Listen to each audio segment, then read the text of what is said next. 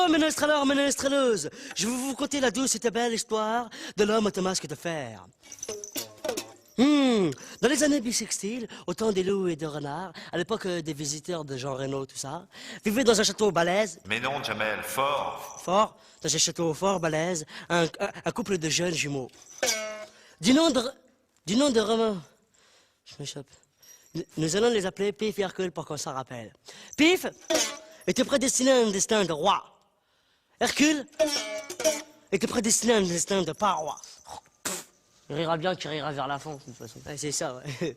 Hercule avait vraiment les boules graves, parce que comme il n'aimait pas trop ça, vous allez comprendre.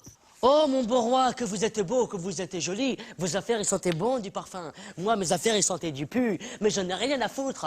Mon beau roi, mon père qui est en bas dans la cellule 14, il a dit que vous venez le rejoindre tout de suite maintenant. C'est très important. Mais notre père est mort pendant la guerre du Golfe, tu le savais?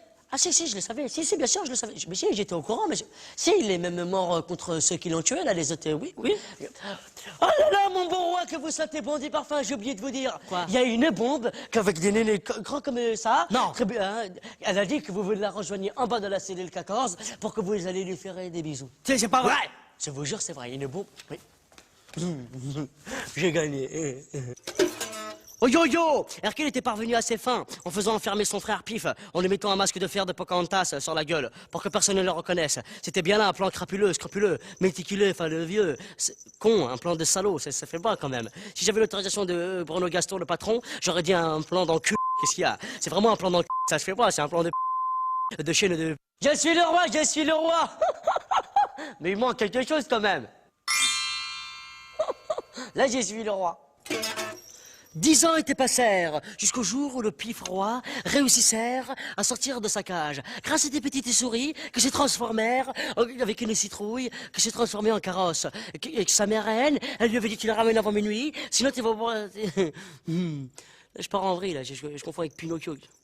Et ça me chauffe, de toute façon. Je suis le roi, et grâce à mon nouveau shampoing, mes cheveux, ils font comme ils veulent.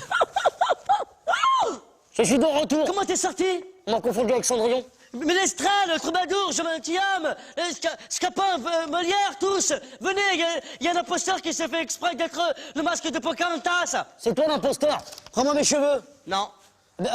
Rends-moi mon trône. Non, de toute façon, à Versailles, j'ai fait changer les serrures.